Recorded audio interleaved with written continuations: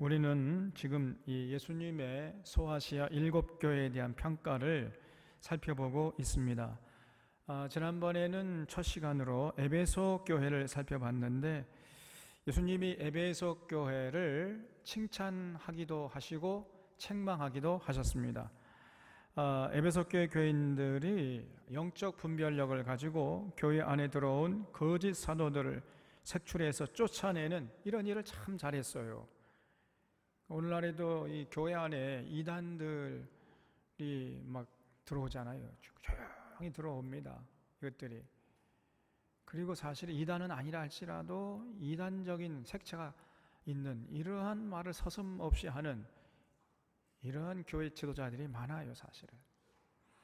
어쨌든 간에 그러한 잘못된 가르침들을 영적 분별력을 가지고 전부 거부하고 그런 거짓된 자들을 색출해서 쫓아내는 이런 일은 참 잘했어요, 에베소 교인들이. 그러나 에베소 교회 교인들끼리 사랑이 식어지고 복음에 대한 열정도 식어져서 첫사랑을 너희들이 잃어버렸다, 이런 평가를 예수님에게 받았단 말이에요. 니골라당 이런 이단을 쫓아내다가 그만 복음에 대한 열정도 식어지고 교인들끼리의 성도의 교제도 식어졌다는 것입니다. 그러니까 이런 우를 우리가 범하면 안 되겠지요. 그래서 우리 들고 부른 새로운 교회는 정말 주님을 뜨겁게 사랑하고 그 주님의 사랑으로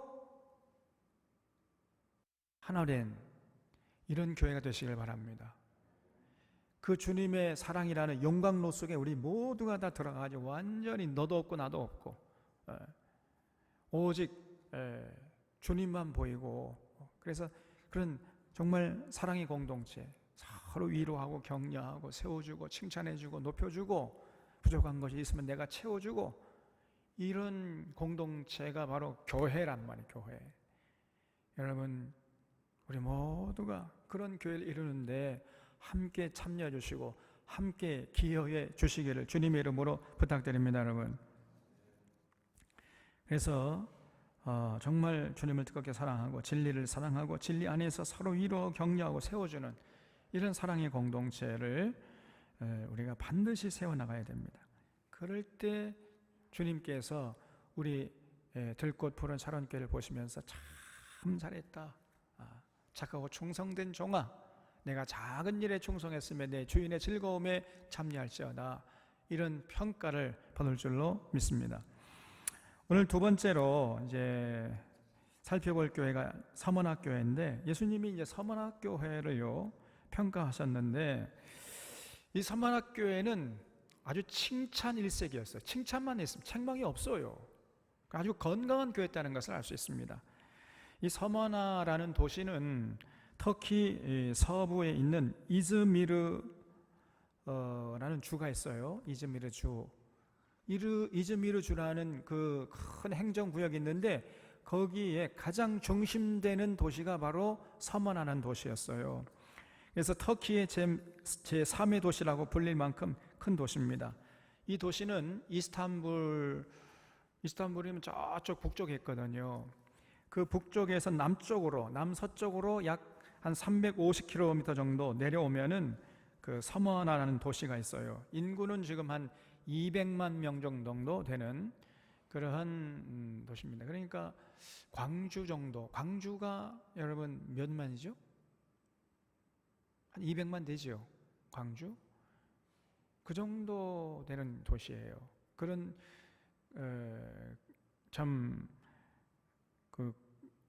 그러니까 어떤 면에서는 큰 도시죠. 그래서 고대 시대에는 그리스에 지배당하다가 BC 627년에는 리디아라는 데가 있었거든요. 헤라클레스의 나라 리디아의 공격으로 완전히 파괴되었다가 BC 3세기경에 재건되어 가지고 로마 시대까지 번창한 도시가 서머나라는 도시였어요. 지금도 가보면요, 정말 아름답고 풍요로운 도시입니다.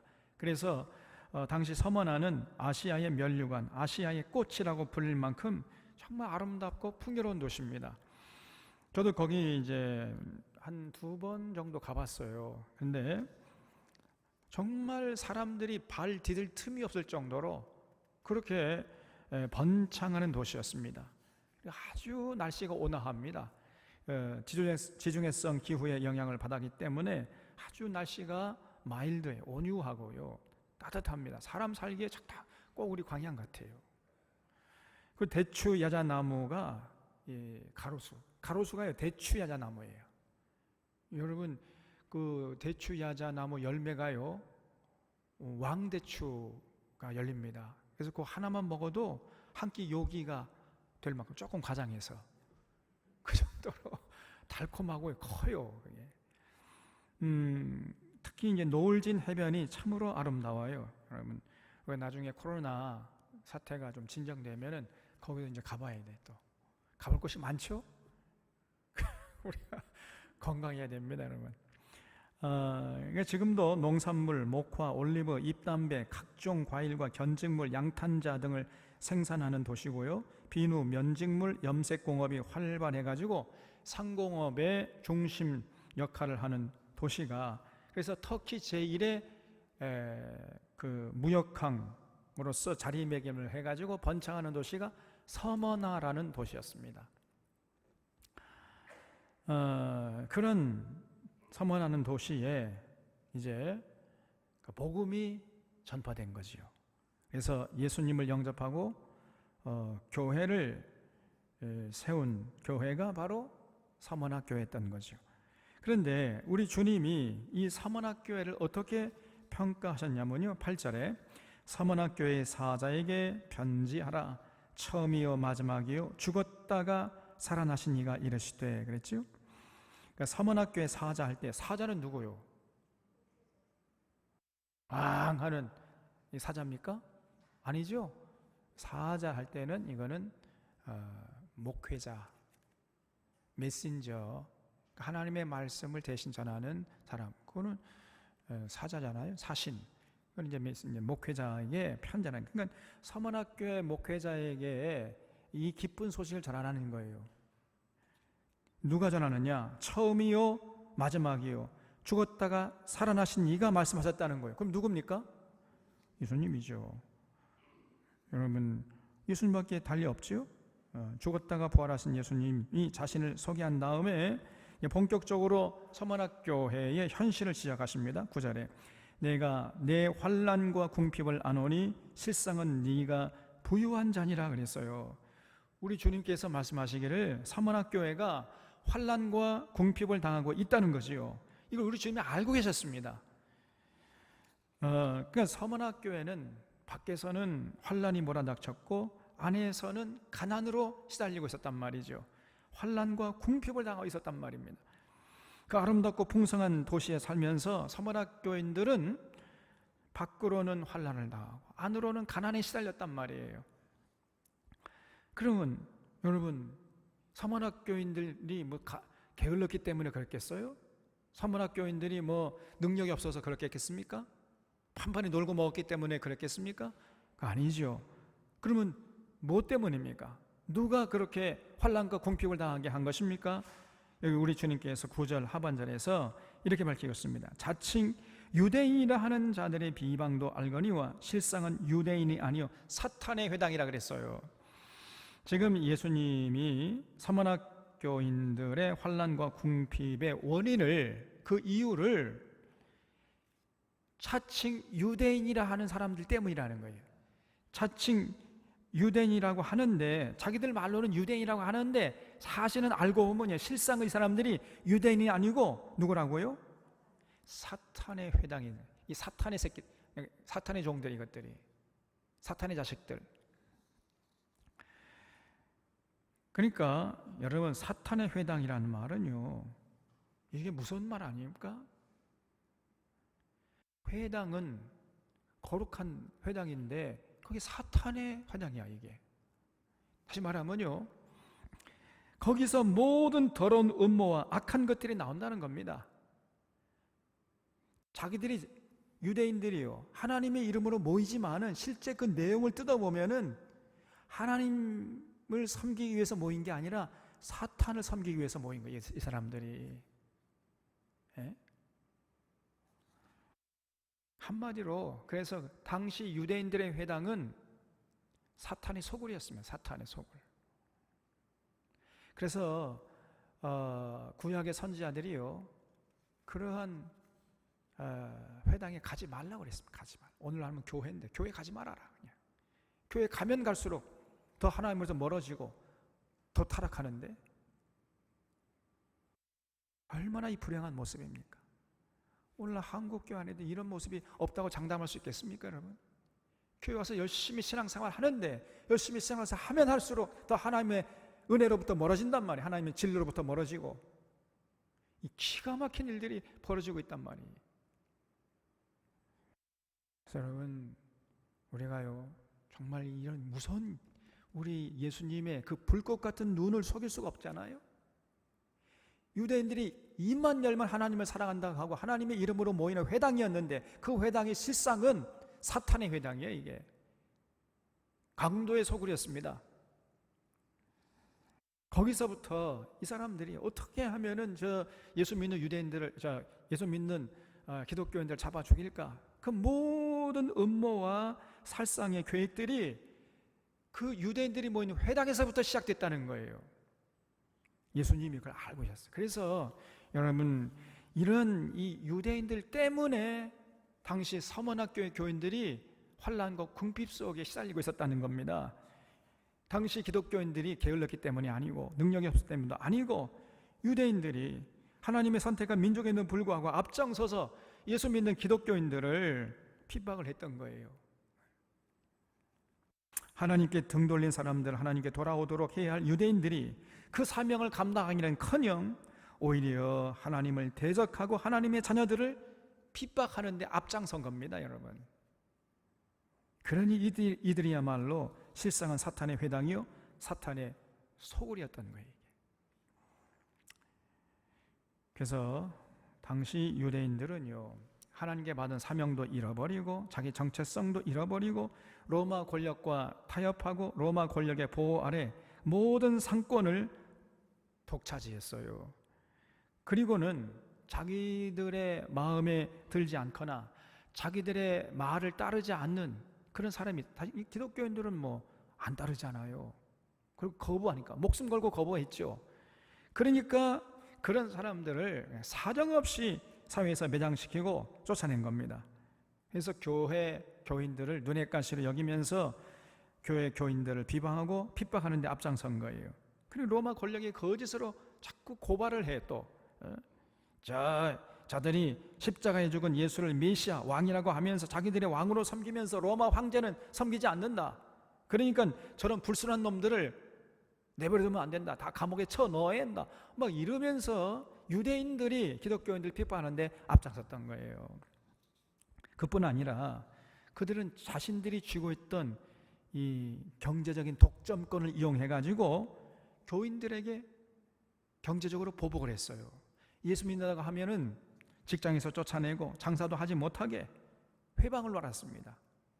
그러니까 당시에 예수 믿으려고 하면요 가난을 각오하지 않으면 안 됐단 말이에요. 굶어 죽을 각오를 하지 않으면 당시에 예수 못 믿었습니다, 여러분. 만약에 오늘날 그런 상황이 된다면 도대체 몇 명이나 예수 믿을까? 쉽지 않겠지요? 예수 믿으면요 직장에서 쫓겨나고 사업도 못했습니다. 이 사람들이 전부 다 자기들끼리 딱 커넥션을 이뤄가지고 예수 믿는 사람들 끼워주지를 않는 거예요. 자꾸 사업하는데 회방을 놓고. 그러니까 서문학 교인들이 자연히 경제적으로 궁핍할 수밖에 없었던 거예요. 그래서 당시 유대인들의 말을 거역하고 그들의 눈에 벗어난다는 것은 사회에서 매장되는 것을 의미했던 거예요. 그래서 교인들이 밖으로는 환난을 당하고 안으로는 궁핍이라는 이중고에 시달렸던 것입니다. 한마디로 서문학 교회는요 유대인들에게 핍박받는 교회였습니다. 그런데 우리 주님이 보실 때는 그것이 다가 아니었다는 거예요. 9절 상반절을 다시 보겠습니다. 우리 주님께서 서문학 교회를 이렇게 평가하셨어요. 내가 너의 환난과 궁핍을 안오니 실상은 네가 어떤 자라고요? 부유한 자라 그랬어요. 겉으로 볼 때는 환난을 당하고 굉장히 가난하게 그냥 지질이 궁상맞게 한 끼 먹을 양식도 구하지 못하고 이렇게 살아가는 것처럼 보이지만은, 그러나 그 서문학교의 교인들이 세상에서 가장 부유한 자라는 거예요. 이것이 예수님의 평가입니다. 놀랍지 않습니까? 그러니까 이게 무슨 말이냐면은, 저들은요, 믿음을 위해서 스스로 가난의 길을 선택했다는 거예요. 예수 믿으면 환난당하고 가난하게 살 수밖에 없다는 것을 알면서도 예수 믿었다는 거지요. 믿음 지키기 위해서 저들은요, 그러한 환난과 가난의 길을 기꺼이 선택했던 것입니다. 여러분 같으면 그렇게 선택할 수 있겠습니까?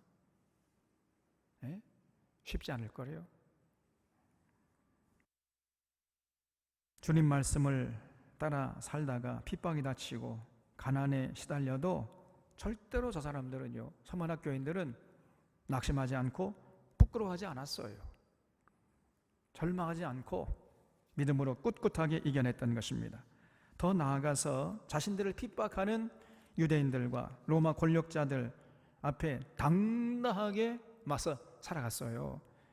그들은 자신들을 핍박하는 것이 곧 예수님을 핍박하는 것임을 잘 알고 있었습니다.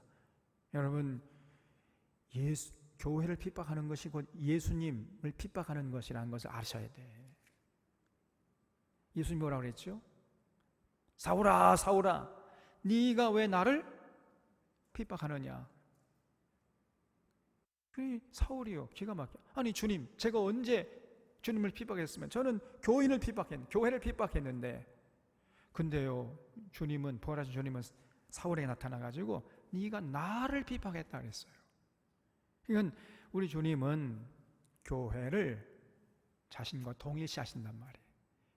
교회를 사랑하면 주님을 사랑하는 것으로 인정해 주시고, 교회를 핍박하고 교회를 어지럽히면 주님을 핍박하는 것으로 그렇게 받아들이신단 말입니다, 여러분. 그래서 교회가 그리스도의 몸이라 그랬잖아요. 그리스도의 몸인 교회를 핍박하는 것이고 주님을 핍박하는 것이 똑같은 것입니다, 여러분. 그래서 이 사실을 서문학 교인들은 잘 알고 있었는데 유대인들은 모르고 있었다는 거지요. 그래서 유대인들이 서문학 교인들을 괴롭히면서 즐기고 있을지 몰라도 사실은 참 십자가에서 죽으셨다가 부활하신 주님을 핍박하고 있었는데 유대인들은 그 사실을 까맣게 모르고 있었던 겁니다. 얼마나 참 어리석은 자들이에요. 참 불쌍한 자들이죠. 여러분, 우리 주님이 어떤 분이십니까? 우리 주님을 대적하고 주님을 핍박한다는 것은 이거는 참, 참 어리석어도 이렇게 어리석을 수가 없겠지요? 우리 주님이 어떤 분이시냔 말이에요. 여러분, 아까 주님이 자신을 뭐라고 소개했지요? 나는 처음이요 나중이다 그랬지요? 처음과 나중 되시는 분이 우리 주님이에요. 이게 무슨 말입니까? 처음과 나중 된다는 말이 무슨 말이에요? 예? 그래, 아시는 것 같아요. 이 세상에 처음도 계셨고 끝까지도 계신다. 그럼 중간에도 계시겠지요? 그러니까 사람들은요, 처음과 나중 되는 사람이 있습니까? 없습니까? 한 사람도 없습니다. 조금 있다가 한 100년도 못 살고 역사의 무대에 다 사라져요. 처음과 나중 천만이 말씀해. 사람 중에서는 단 한 사람도, 아무리 대단한 권력을 누린 사람이라 할지라도 한 70세, 80세, 90세가 되면은 이제 다 힘이 빠지고 역사의 무대에서 흔적도 없이 사라져 버립니다. 처음과 나중 될 수가 없어요. 그러나 우리 주님은 처음에도 계셨고 끝까지 계세요. 끝까지. 다시 말하면 이 역사, 온 우주 만물의 이 역사의 주인이시단 말이에요. 이런 어마무시한 분이 우리가 믿는 예수님이십니다. 그런 분을 대적하고 그런 분을 핍박한다고요? 이런 것처럼 이게 참 어리석은 자가 어디 있냐 그 말이에요. 유대인들이 그랬어요. 유대인들이.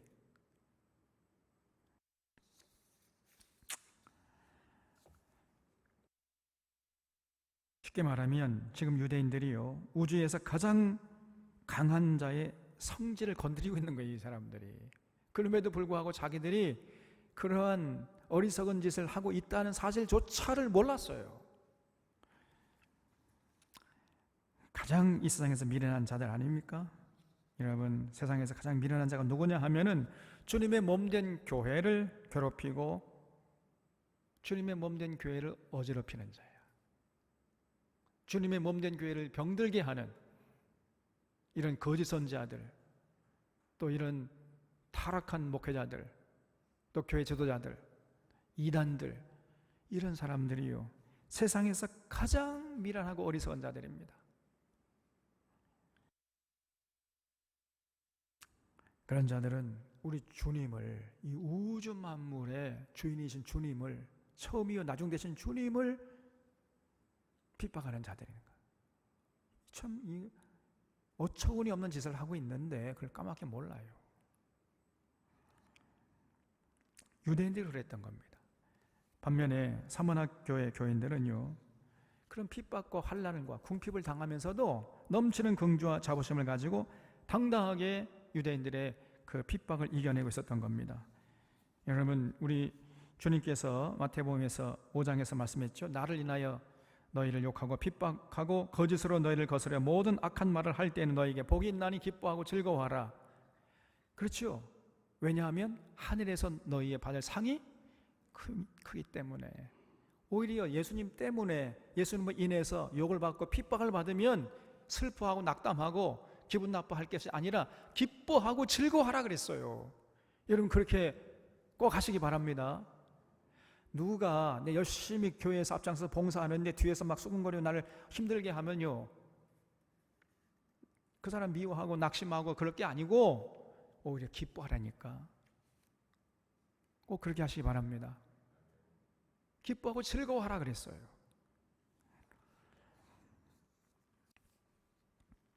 정말 이 말씀을 마음에 새기고 주님을 위해서 헌신하다가 신앙생활 하다가 핍박받을 때 유대인들의 그 말할 수 없는 어떤 조롱과 핍박과 그런 참소를 당할 때마다 서머나 교인들은요, 오히려 기뻐했습니다. 당당하게 나갔어요. 이것이 서머나 교인들이었어요. 그러니까 그 사람들이야말로 진짜 부유한 사람들이라는 거예요. 이게 예수님의 평가입니다. 그 어떤 것도 그 서머나교회 교인들의 신앙을 훼손할 수가 없었습니다. 여러분. 그래서 여러분, 우리가 이웃에게 상처를 줘도 안 되지만은 상처를 쉽게 받는 것도 그것도 사실 잘못된 거예요. 어떤 걸핏하면 상처받았다는 거예요. 상처받았다는 것은 벌써 그 믿음의 수준이 벌써 차원이 낮다는 것입니다. 여러분, 다이아몬드는 쉽게 상처를 받습니까? 안 받습니까? 안 받아요. 그러니까 귀한 거예요. 누가 뭐라고 하더라도 당당해야 돼. 내가 하나님 앞에서 하나님 나라 일을 하다가 어려움을 당하고 욕을 받고 핍박을 당한다 하지라도 절대 기죽지 말고 당당하게 그 어려움을 이겨내고 헤쳐나가는 이런 사람들이 진짜 믿음의 사람들입니다. 여러분, 그런 사람들은요 정말 부유한 자들이죠. 아무것도 없는 것 같지만은 그러나 모든 것을 소유한 자들이고, 죽은 것 같지만은 그러나 하늘의 생명을 누리는 부유한 자들이란 말이에요. 우리 주님의 평가는 완전히 세상 사람들과 다릅니다. 제가 한국교회는요, 뭐 예수 믿고 그냥 뭐 사업 잘 되면 하나님이 축복했다, 복 받았다 그래요. 그런 평가처럼 한심한 평가가 없는 것입니다.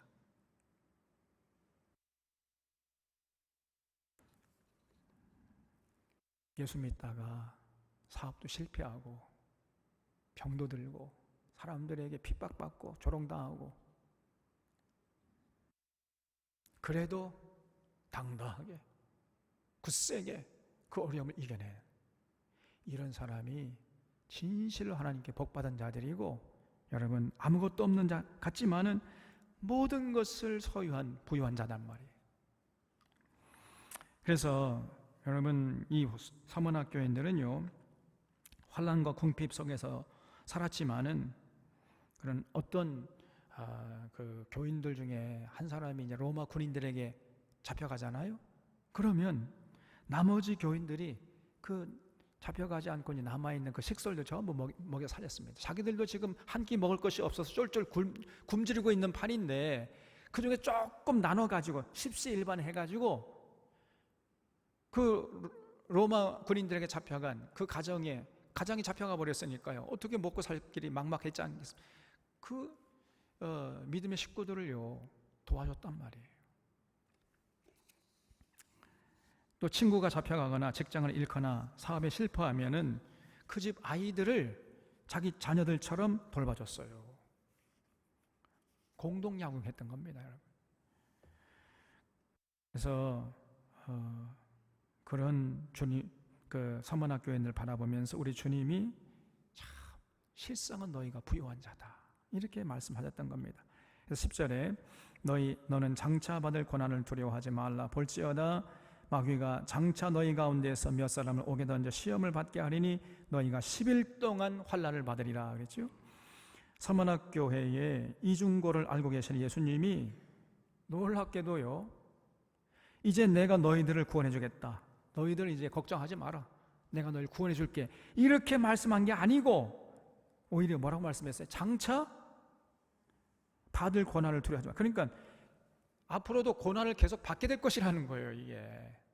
아니, 주님이 그거 알고 계시면 빨리 고난 더 이상 받지 않도록 구원해 줘야 할 텐데, 그렇게 말씀하지 않고 장차 고난을 계속 받게 될 것이다, 이렇게 말씀하시는 겁니다.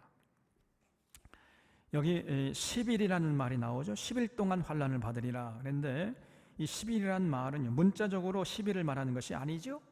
이거는 적당한 기간으로 보는 것이 올바른 해석이에요. 그러니까 10일이라는 거는 너무 긴 기간도 아니고 그렇다고 너무 짧은 기간도 아닙니다.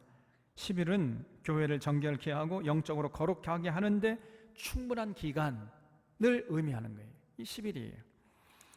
교인들은요, 그 10일 그 기간 동안에 고난을 받게 될 것이다 그랬습니다. 그래서 그 고난당하는 그 기간을 통해서 오히려 서문학교 교인들이 믿음이 성장하고 굳세지고 성화의 과정을 밟아서 완전한 거룩한 공동체를 이루게 된 거죠. 그게 10일이에요. 그렇게 하나님이 인정하실 정도로 완전한 공동체를 이룰 때까지 그 기간, 그것이 10일이에요. 그리고 게다가 그들 중에 신실한 형제 몇 명은 옥에 던져질 것이라 그랬죠. 거기서 마귀에게 시험을 받게 될 것이다 그랬죠. 그래서 마귀에게 받는 시험은 구체적으로 뭘 말할까요? 단순히 감옥에 갇혀서 고생하는 정도를 말하는 것이 아니고 그들 중에 일부는 순교를 당하게 될 것이라는 겁니다. 여러분, 마귀에게 여러분 핍박당하다가 그 사탄의 속을 해서 핍박을 받다 유대인들에게 결국은 목숨을 잃게 되는 이런 사람들도 생기게 될 거라는 거예요. 그러니 각오하라는 것입니다. 지금 예수님이 그 환난과 궁핍을 알고 계시면서도 앞으로 계속 너희들이 그런 고난을 당할 거야, 10일 동안. 그러면서 너희들 중에 몇 사람은 또 순교까지 하게 될 것이다, 이렇게 말씀하신 겁니다. 여러분, 지금 환난과 궁핍 가운데 있는 이 서문학 교인들에게 이렇게 참 말씀하신다는 게 참으로 대단한 거 아닙니까? 오늘 대부분의 한국 교회는요, 여러분 걱정하시면, 여러분 예수 믿으면 여러분 다 잘 먹고 살게 해주고 출세하게 해줄 것이고 아무런 고난도 없게 해줄 것입니다, 이것이 대세잖아요. 그런데 예수님이 전혀 그렇게 말씀하지 않으세요. 한국교회 강단의 메시지하고 예수님의 메시지가 지금 너무나 큰 차이가 나죠. 거기에 우리가 익숙해져 있는 겁니다. 지금 그런 말만 들어왔어요, 지금까지 우리가. 그러니까 전혀 성경에서 계시하시는 그 예수님의 말씀 전혀 몰라요. 우리가 그냥 예수님이 잘 먹고 잘 산다, 출세한다, 그냥 복 받는다, 잘 되고 복 준다, 이런 얘기에 그냥 쇠뇌되어 왔던 겁니다, 여러분. 그러니 오늘날 한국교회를 바라보시면 예수님이 어떻게 평가하시겠습니까, 여러분?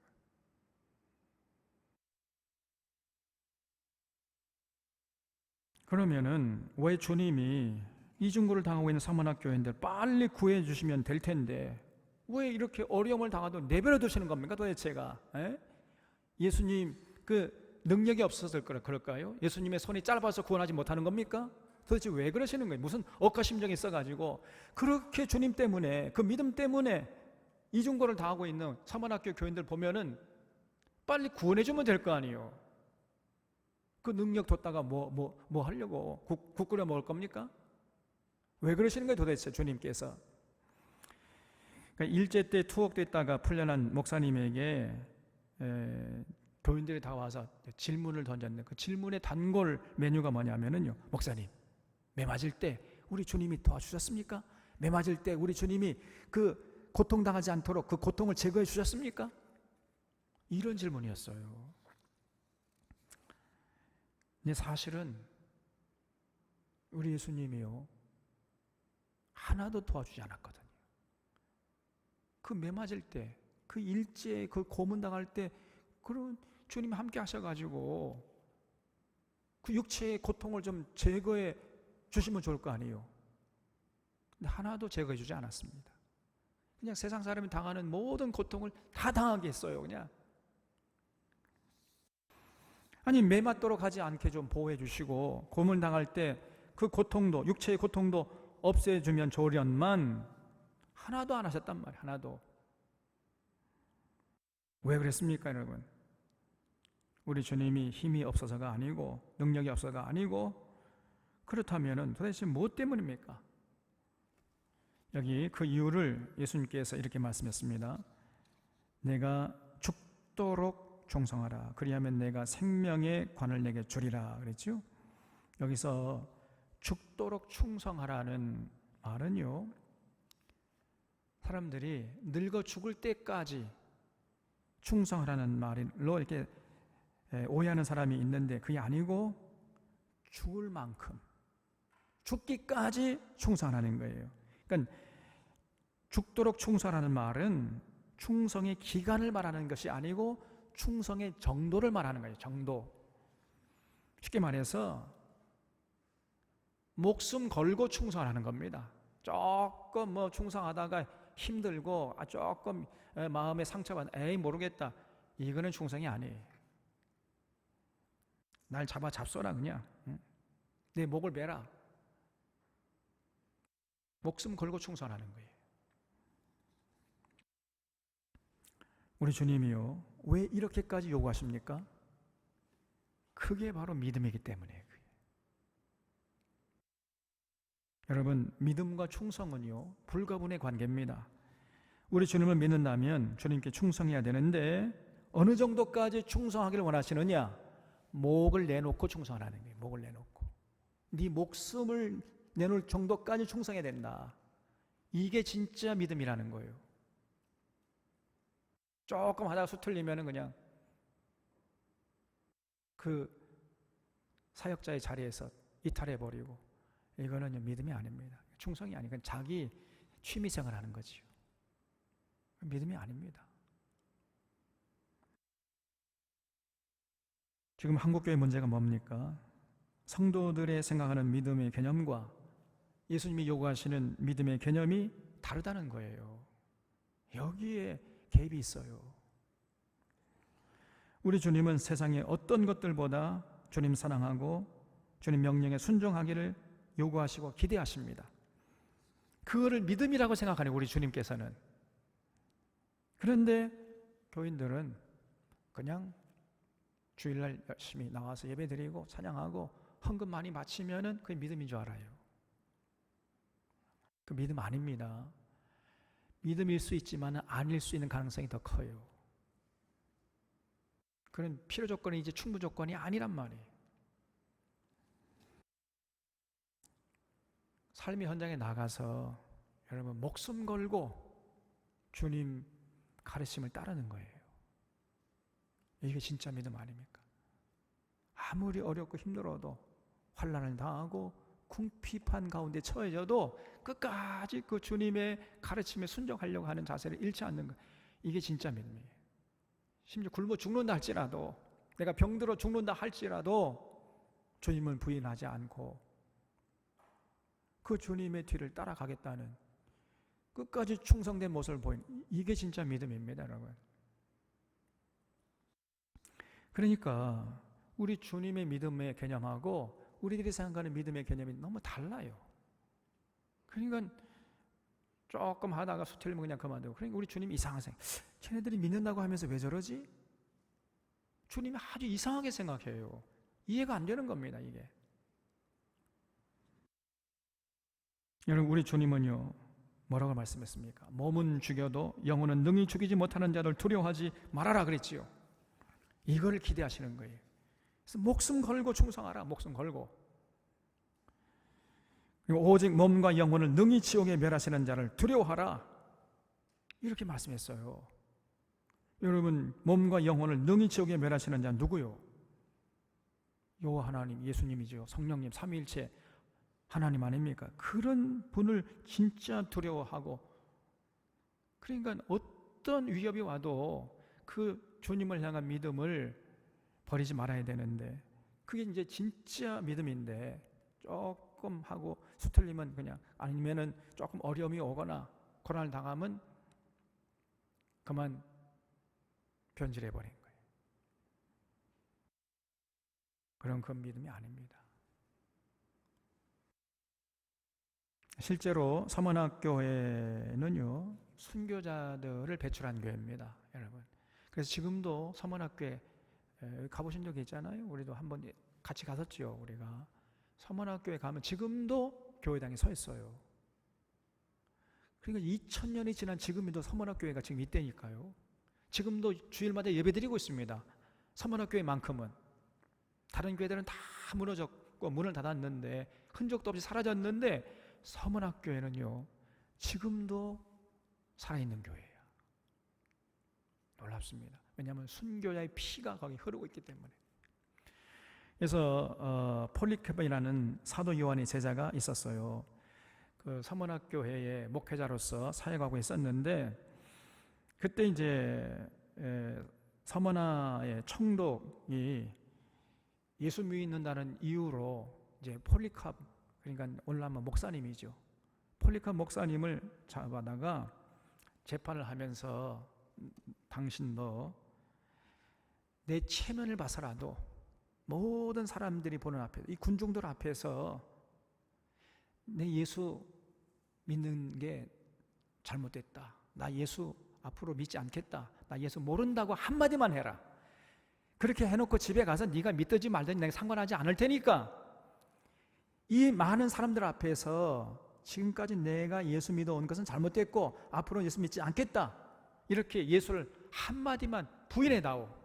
그러면 내가 너를 살려주겠다, 이렇게 요구했어요. 그때 이 폴리카르프 목사님이 뭐라고 얘기했냐면요, 내가 86년을 주님을 섬겼지만 한 번도 주님께서 나를 모른다고 한 적이 없는데 어떻게 이 나이에 살겠다고 구차하게 나를 위해서 십자가 지신 주님을 모른다고 할 수 있겠느냐, 주님을 배반할 수 있겠느냐. 나는 그렇게 할 수 없습니다. 나를 죽여주시오. 이렇게 하고요, 스스로 자기를 화형시키려고 준비해 놓은 장작더미 위에 올라갔다는 거예요. 그래서 결국은 불에 타 죽었습니다. 그래서 서문학교회가 순교자, 폴리카르프라는 순교자를 배출한 교회예요. 폴리카르프는 몸은 죽여도 영혼은 능히 죽이지 못하는 자를 정말 자들은 두려워하지 않고 오직 몸과 영혼을 능히 지옥에 멸하시는 하나님을 두려워하고 그 명령 따른 일에 목숨 걸고 충성했던 겁니다. 이게 믿음이에요.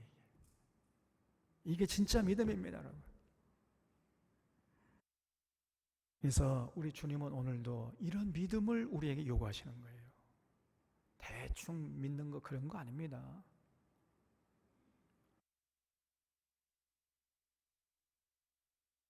우리가 주님을 믿는다고 할 때 여러분, 그 주님의 가르침에 목숨을 걸어야 돼요. 우리 삶의 무게중심이 목숨을 주님의 말씀을 실천하는데 거기 목숨을 걸어야 된다. 내 주님의 말씀을 순종하다가 직장에 쫓겨날 수도 있습니다. 사업 망할 수도 있어요, 여러분. 근데 그게 진짜 믿음이라는 거예요. 그래도 포기하지 않는 거예요. 그러면 주님의 가르침의 핵심이 뭐예요? 주님의 가르침의 핵심, 하나님을 사랑하고 내 이웃을 내 자신을 사랑하는 것처럼 사랑하라 그랬지요. 하나님 사랑과 이웃 사랑, 더불어 사랑은 더불어.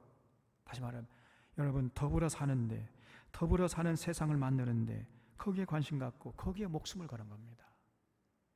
이게 진짜 믿음이에요. 거기에 삶의 존재 이유를 두고, 삶의 목적을 두고, 거기에 최우선적인 가치를 두고 살아가는 사람, 그런 사람이 진짜 믿음의 사람이고요. 조금 하다가 뭐 부동산 투기 열풍이 불면 나도 부동산 투기 열풍에 끼어버려요. 같이 부동산 투기 한단 말이에요. 그거는 믿음 아닙니다. 그거는 그냥 자기 취미생활 하는 거죠. 믿음 생활이 아니고 취미생활이야. 그냥 교회 나오는 게. 많은 사람들이 순간적으로요, 돈이라면 사정을 못 써. 그냥 돈의 노예가 돼. 돈이라면 우리 주님이 순간에 사라져버려요. 그러면서 주님께 충성한대. 믿음 아닙니다. 가정을 이루고 사업을 할 때나 직장생활 할 때, 그 무엇을 할 때라도 예수님의 이 가르침, 하나님 사랑, 이웃 사랑, 더불어 사는 세상을 위해 헌신해다오, 이거를 기억하면서 그 명령을 앞세우며 어떤 불이익을 당한다 할지라도 그를 감내하려고 하는, 그 목숨 걸고 그걸 지켜내려고 하는, 이거이 진짜 믿음이고, 그렇게 충성하는 그런 사람을 참된 믿음의 소유자로 인정해 주신단 말이죠. 서문학교인들이 전부 그렇게 살았단 말이에요. 그렇게. 그래서 여러분, 진정으로 주님께 충성하는 자들은요, 절대 돈에 휘둘리지 않습니다. 세상 욕심 따라 살지 않아요. 그런 삶은 죽기보다 더 싫어하는 겁니다. 그래서 가난보다 더 부끄러운 것임을 잘 알고 있어요. 그런 사람. 그냥 세상 수단 방법 가리지 않고 어떤 돈 벌고 그냥 떵떵거리고 살면서 교회 나와서 주님 사랑한다. 이거는 목에 칼이 들어와도 그런 짓은 절대 안 해요. 이 진짜 믿음의 사람들은 절대 돈을 따라가지 않고, 여러분, 의미를 추구하고 뜻을 따라서 살아가는 겁니다. 거기에 목숨을 거는 거예요. 그러면 이렇게 이제 목숨 걸고 충성하는 자들에게 우리 주님이 뭐라고 약속했죠? 서문학교의 교인들에게 우리 주님이 뭐라고 약속했냐면 11절에 귀 있는 자는 성령이 교회들에게 하시는 말씀을 들을지어다. 이기는 자는 둘째 사망의 해를 받지 아니하리라 그랬죠. 이거는 목숨 걸고 충성한 자에게 주는 합당한 약속이지요. 여러분, 이렇게 정말 참된 믿음의 소유자로서 죽도록 충성하잖아요. 그럼 그런 자들은 둘째 사망의 해를 받지 않는다 그랬어요. 여러분, 인간에게는 첫째 사망이 있고 둘째 사망이 있습니다. 첫째 사망은 육체의 죽음을 말하는 거지요. 때가 되면 우리 다 여러분 죽습니다. 앞서거니 뒤서거니 조금 시차만 있을 뿐이지, 다 죽어요. 앞서거니 뒤서거니. 뭐 10년이 그냥 눈감을 사이 지나가는데 뭐 그렇잖아요. 10년 눈 깜짝, 20년이면 눈 2번 깜짝, 30년 3번 깜짝하면 30년 그냥 지나가 버려요. 제가 가만히 계산해 보니까 지금 아이고 내가 제가 한 눈 2번만 깜짝하면 나 가야 돼.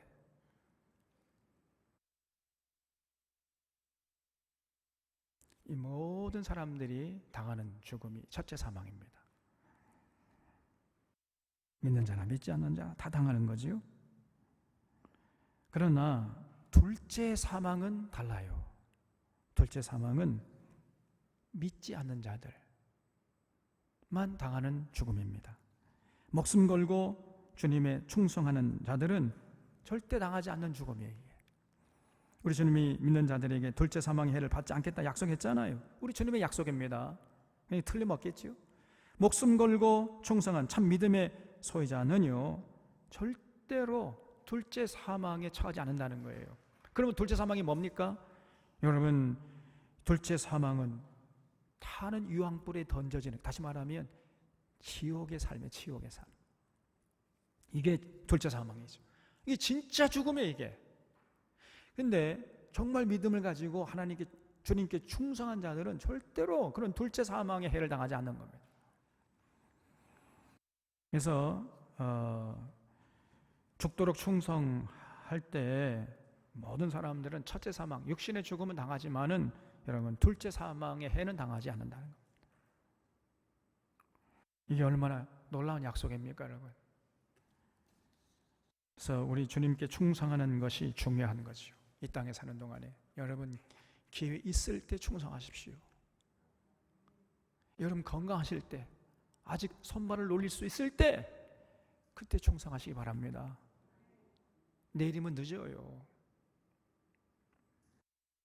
충성할 때, 충성할 수 있을 때 죽기까지 충성하는 이런 모습을 잃지 않을 수 있기를 주님의 이름 부탁드립니다. 여러분, 그런 자는요, 세상이 감당치 못하는 인생이 되는 것이고, 그런 자가 결국 천국의 주인공이 되는 것이, 그런 자가 이 땅에 사는 동안에도 영성에 잇대어서 살아가는 거예요.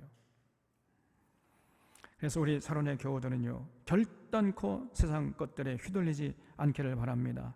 돈을 따라 살아가는 이런 인생은, 이건 믿는 사람이라고 할 수가 없다 그랬지요. 그래서 돈을 따라 사는 이 세상의 흐름을 거부하셔야 돼요. 거기에 목숨을 걸어야 됩니다.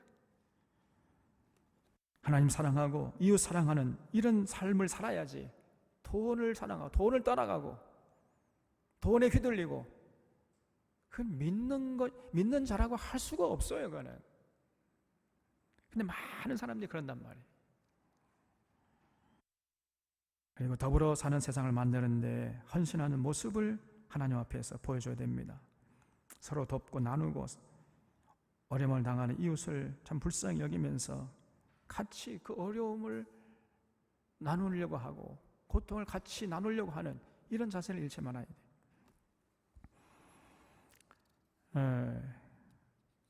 그런 삶을 우리 주님이 원하신다는 겁니다. 마지막으로 오늘 예수님 말씀에서 우리가 주목해야 할 진리가 있는데, 여기 귀 있는 자라는 말이에요. 귀 있는 자.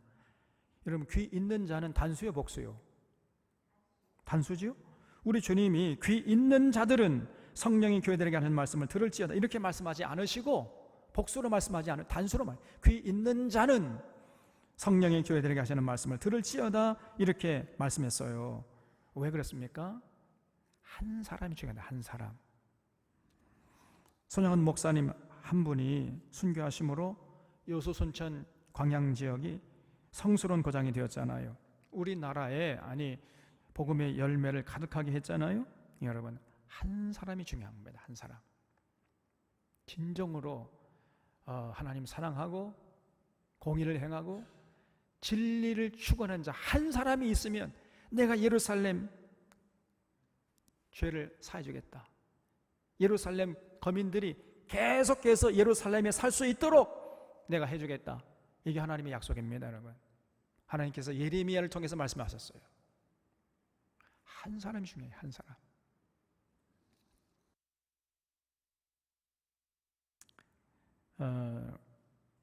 사도행전 사무엘상 17장을 보면요, 블레셋의 그 장군이었던 골리앗이 이스라엘에 쳐들어와 가지고 하나님을 모욕하고 백성들을 조롱했잖아요. 그럼 불구하고 이스라엘 백성들은 그 위압에 눌려 가지고 그냥 꿈쩍도 하지 못하고 찍소리 못하고 그냥 40일 동안이나 한마디 못하고 그냥 그거 당하고 있었습니다.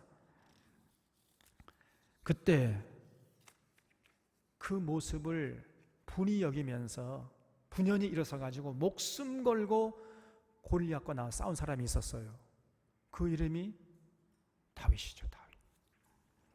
다윗이 아주 어린 소년이었거든요. 당시에 그때 나이가 한 20세밖에 안 됐습니다. 약관 20세. 근데 이 20세 된 청년 다윗이 의분을 느끼고 골리앗과 목숨 걸고 싸운 거예요. 다시 말하면 하나님께 목숨 걸고 충성한 거지요. 너는 칼과 창과 단창으로 내게 나오거니 나는 네가 모욕하는 만군의 여호와 하나님의 이름으로 내게 나아가노라 이놈아. 그러면서요 물맷돌을 던져가지고 골리앗을 쓰러뜨리지 않았습니까? 그러니까 그 후에 어떻게 됐습니까?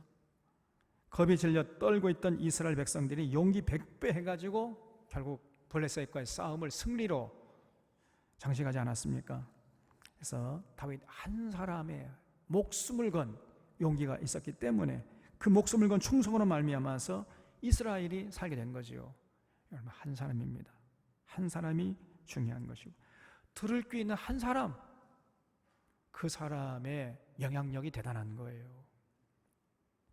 우리 샤론의 교우들이 바로 들을 귀 있는 바로 그 한 사람이 되어주시기를 바랍니다. 여러분, 가정의 분위기를 밝게 하는 바로 그 한 사람이 되어주십시오. 직장의 분위기를 활기 있게 만드는데 헌신하는 바로 그 한 사람이 되어주시기 바랍니다. 교회를 건강케 하고 교회를 은혜와 진리 가운데 부흥시키는 인대 일조하는 바로 그 한 사람이 필요한 거예요. 한 사람. 많은 사람이 필요한 게 아닙니다. 그 한 사람의 주인공이 바로 여러분들이 될 수 있기를 바랍니다. 그래서 정말 세상의 마음 뺏기지 않고 주님께 나아가는 발걸음이 약해지지 않고 끝까지 십자가의 그 주님의 뒤를 따라가는 그 한 사람이 되도록 우리가 날마다 기도해야 돼. 그래서 그 한 사람이 되어서 하늘의 생명을 누리고 그리고 하나님 나라를 이 땅에 세워가는 주인공으로서 하나님의 거룩한 도구로서 끝까지 승리하시는 여러분과 저의 삶이 될 수 있기를 바랍니다. 기도하겠습니다.